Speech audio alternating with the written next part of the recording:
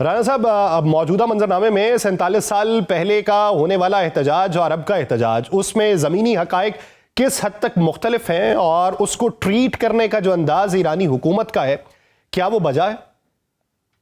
देखिए, जो उनके मैशे की प्रॉब्लम है वो तो बहुत जेन्युइन प्रॉब्लम है और उसकी बुनियादी वजह ये है कि जो ईरान के ऊपर मगरब ने यूएन सिक्योरिटी काउंसिल ने मुख्तलिफ पाबंदियां लगाई हुई हैं, उनको बिल्कुल एक इकोनॉमिकली एक चौक किया हुआ है। I think that is the one of the leading reason. और बाकी बात यह कि मुजाहरे इस किस्म के पहले भी होते रहे हैं।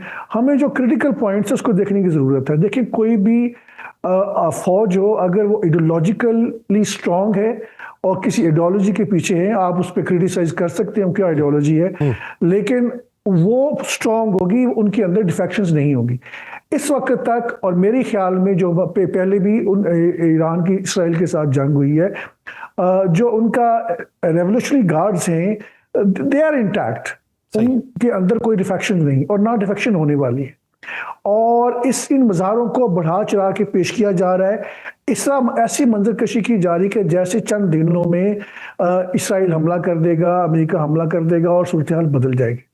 इसराइल को मार पड़ी थी, ठीक है, ईरान का नुकसान ज्यादा हुआ था, लेकिन चूंकि इसराइल एक छोटा मुल्क है और जिस स्केल के ऊपर ईरान ने नुकसान पहुंचाया, इतना आसान नहीं होगा कि इसराइल एकदम फिर हमला कर दे। और जब तक वो अमेरिकन को इन्वॉल्व नहीं करते, अगर फॉरेन इंटरवेंशन हो भी जाती है तो ईरान की जो स्ट्रेटेजिक डेप्थ है वो बहुत ज्यादा है, तो इसलिए हुकूमत का जो फॉल होना इतना आसान नहीं होगा। मेरे ख्याल में ये जो मज़ारे हैं, कुछ टाइम लग सकता है, दे वुड सबसाइड। लेकिन आप इस जो हमाकत है अमेरिका की और इसराइल की, उसको रूल आउट नहीं कर सकते। उस खित्ते के अंदर एक ऐसी स्टेट मौजूद है जो एक्सपेंड कर रही है, 7-8 मुल्कों पे उसने ऑलरेडी हमला किया है। और याद रखें, अगर खुदा ना खास्ता इरानियन गवर्नमेंट जो है फॉल होती है, तो जो कि इसराइल के सामने एक किस्म की दीवार बनी हुई है, उसका अगला निशाना पाकिस्तान है। पाकिस्तान के खिलाफ टैक्टिक्स मुख्तलिफ होंगे। ये कि न्यूक्लियर स्टेट है, वो हमारे इंटरनली जो क्योस है उसको क्रिएट करेंगे और उनकी ऑलरेडी स्टडी हो चुकी है। आप इसको ये समझ लें कि इसराइल के बॉर्डर्स जो हैं वो बलूचिस्तान के साथ आ जाएंगे। तो इसलिए ईरान को इस वक्त पाकिस्तान की डिप्लोमेटिक और मैं यहां तक कहूंगा कि behind the scene military support की भी जरूरत होगी। अगर खुदा ना खास्ता इसराइल और या अमेरिका कोई हमाकत करता है, ये स्ट्रेटेजिक गेम है, उसमें हमें कतई तौर पे अपने इंटरेस्ट को फोरगो नहीं करना चाहिए। देखिए, इस वक्त सबसे बड़ा चैलेंज जो है वो ये है कि ईरान और अफगानिस्तान, ये दोनों आइडियोलॉजिकल ब्लॉक्स हैं। आपकी उनके साथ डिसएग्रीमेंट्स हो सकती and Israel simply doesn't feel comfortable with. तो हमें किसी भी स्केल के ऊपर दरपर्दा या अदरवाइज टूल नहीं बनना चाहिए इन हुकूमतों को खत्म करने में। और जो ब्रॉडर पिक्चर है वो यही है कि ये मज़ारे हकीकत है, वहां पे बहुत बड़े मसाइल हैं मईशत के। और मेरा ख्याल ये है कि सूनर और लेटर इरानियन गवर्नमेंट इन मज़ारों को किसी न किसी तरह मैनेज कर लेगी और ऐसी सूरत हाल पैदा नहीं होगी कि जो डोनाल्ड ट्रंप कह रहा है जी कि देखिए, अगर आप मुजाहिरीन पे आपने जो है उनकी खिलाफ कोई यूज ऑफ फोर्स किया बड़े पैमाने के ऊपर, तो हम इंटरवेंशन करेंगे। और अगर वो डेमोक्रेसी की बात करें, कौन सी डेमोक्रेसी की बात करें? अमेरिका तो किसी का ना कानून को समझता है, ना वो डेमोक्रेसी उनका मसला है। उनका बुनियादी, देखिए, इस वक्त इस बुनियादी मसला अमेरिका का ये है कि वो श्रिंक तो कर रहा है लैटिन अमेरिकन स्टेट में, लेकिन एक चीज उसकी एक्सेप्शन है, इसराइल को उसने प्रोटेक्ट करना है, क्योंकि ज़ियोनिस्ट नेटवर्क ने पूरे के पूरे निजाम को, व्हाइट हाउस को, वेस्टर्न गवर्नमेंट को बड़ा कंट्रोल किया हुआ है। अब जो पब्लिक ओपिनियन इंटरनेशनली इतनी ज्यादा इसराइल के खिलाफ हो गई है, उसकी वजह से no they are on defensive, लेकिन इस लेवल पे डिफेंसिव नहीं है कि इसराइल का एजेंडा फॉलो ना करे। सही। राना साहब, मेरा आपसे ये सवाल है कि इस वक्त जिस तरीके से बैनुल-अक़वामी तौर पर नैरेटिव बनाया जा रहा है, जितने भी बड़े आप मेन स्ट्रीम मीडिया चैनल्स उठा के देख लें या सहाफ़ती जरीदे देख लें, उसमें यही बात की जा रही है कि ईरान के ऊपर मजीद तन्हाई भी मुसल्लत हो सकती है और अंदरूनी तौर पे चेंज आ सकता है। तो उस नैरेटिव पे दीगर ममालिक की आरा क्या होंगी? देखिए, ये ओबामा के दौर में भी और इस किस्म के मज़ारे हुए थे, तो इसी किस्म के उनके बयानात आ रहे थे।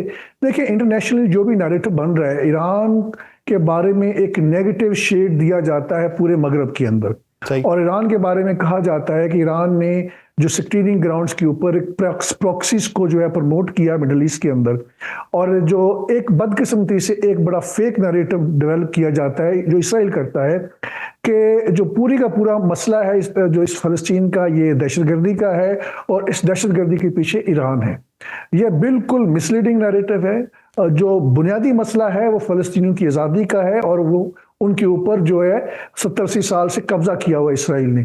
ईरान जो है उसको सपोर्ट कर रहा है और बहुत सारे दूसरे ममालिक भी किसी न किसी शक्ल में सपोर्ट कर रहे हैं। तो ईरान को आइसोलेट करके टारगेट करने की कोशिश की जा रही है ताकि जो ईरान किसी न किसी फॉर्म में वेपन सप्लाई करता था, फंडिंग देता था बहुत सारे रेजिस्टेंस ग्रुप्स को फलस्तीन के अंदर, उसको ख़त्म किया जाए।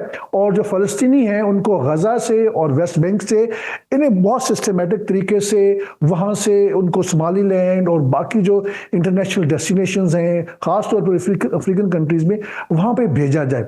ये उनका असल प्लान है और जो पब्लिकली एक इंटरनेशनली नैरेटिव बिल्ड किया जा रहा है कि नहीं, ईरान का असल मसला ईरान है फ़लस्तीन के ऊपर, अदरवाइज यहाँ पे कोई बड़ा मसला नहीं था। तो मेरा ख्याल है कि वो जो नैरेटिव है इसराइल का वो बिल्कुल पूरी तरह इंटरनेशनली जो है फारग हो चुका है। जो जेनोसाइड है वो लाइव स्ट्रीम हुआ है, पूरी दुनिया ने देखा है, international public opinion it has completely turned against apartheid Israel. तो ब्रॉडर पिक्चर ये है कि जो अभी जो सूरत हाल डेवलप हो रही है यूरोप के अंदर, आप ऐसी चीजें सुनेंगे वो आपको इसराइली जो स्टांस है उसको इंडोर्स करते हैं। अमेरिका के अंदर ये चीज मौजूद है, लेकिन अमेरिका के अंदर बहुत सारे सवाल उठाए जा रहे हैं कि भाई आपकी ईरान के साथ क्या दुश्मनी है। यानी अकाउंटेबिलिटी का फैक्टर जो है वो अमेरिका के अंदर भी मौजूद है। मुखालिफ आवाज़ें अगर मुखालिफ आवाज़ें होंगी तो क्या अमेरिका के अंदर पूरा निज़ाम जो है वो लपेट दिया जाएगा? जावेद राना साहब, अगर वेनेजुएला वाला मामला देखा जाए तो वहां पर हमें ये मालूम पड़ा कि तेल के पीछे तो अमेरिका गया ही गया, वो चाइना के पीछे भी गया था कि चाइना का इन्फ्लुएंस वहां पे बहुत ज्यादा हो रहा था, $बिलियन की सरमायाकारी वहां पे हो चुकी थी और चाइना चुपके से तमाम सरमाए के ऊपर कब्जा कर चुका था। तो अगर ताइवान वाला मामला देखा जाए तो ये वेनेजुएला वाले मामले से किस हद तक मुख्तलिफ है? देखिए, दुनिया में इस वक्त कोई कानून नहीं है।